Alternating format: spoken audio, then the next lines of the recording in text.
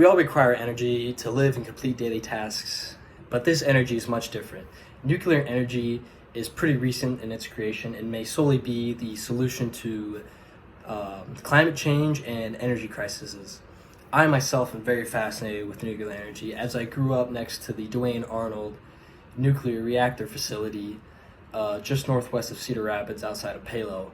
And unfortunately, it shut down recently, but nuclear energy works in specific ways. It has many, many benefits compared to its minor drawbacks in recent history. How it works itself, according to the United Arab Emirates nuclear, or the Emirates Nuclear Energy Corporation, fission is a process of splitting two nuclei into two inside each uranium fuel pellet.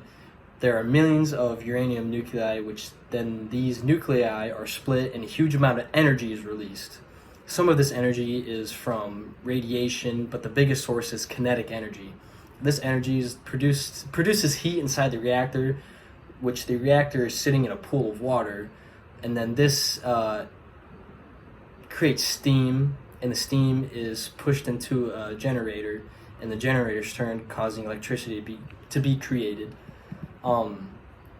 The ways that it can be contributed to solving global warming and energy crises is it produces an immense amount of electricity for little cost and little work, just maintenance. It does not produce any greenhouse gases and emits nowhere near deadly radiation. If you were to be living next to it in your entire lifetime, it's less than a quarter of a chest x-ray of amount of radiation being absorbed into your body. And you're around radiation day in and day out. Whether you be sitting out in the sun or getting a chest x-ray, radiation is all around us. You can't escape it. It's not man-made.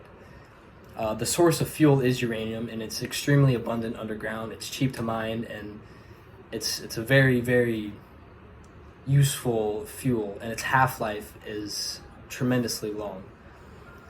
The downsides to nuclear energy are recent disasters such as Chernobyl or the Fukushima. And Chernobyl was cause of the USSR not correctly designing a power plant. They just wanted to make it cheap and as efficient as they could, and overconfidence of the workers and the USSR itself. And this disaster happened in April of 1986, and it had very, very terrible effects to people. It caused radiation sickness and would kill people in a matter of days to people that were exposed to the explosion. And if a nuclear reactor, it doesn't explode like an atomic bomb. An atomic bomb is nuclear fusion. That's slamming two atoms together, and that creates an atomic explosion. But this is fission. This is splitting atoms. This is creating energy. This is creating heat. And the way we could fix these downsides and remove the stigma from the public is to take as many precautions as possible and try to prepare for such events as Fukushima, where earthquakes ravaged the facility, and then it got flooded by the tsunami, which caused a meltdown, and the radiation fallout spread just as Chernobyl did, but it wasn't as bad.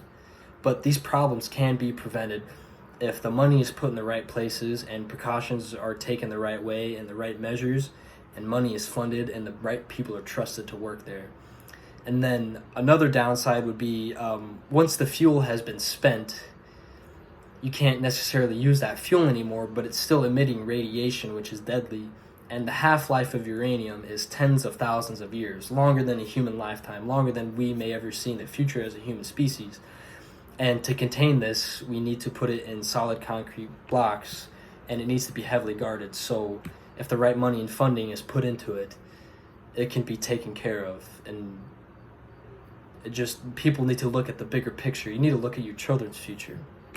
And nuclear energy has plenty of upsides to solving global warming and mass energy problems, but future for some aspects and its history, plus poor handling, has created certain stigmas and the use of its energy. So think about your children's future and your children's children when it comes to global warming and future energy crises, and the ways they could benefit from nuclear energy themselves, and the ways we could, and the amounts of the jobs, the energy, the ways, its immense benefits. And when it comes to the ups and downs of nuclear energy, just look at the bigger picture And again, think of your children's future.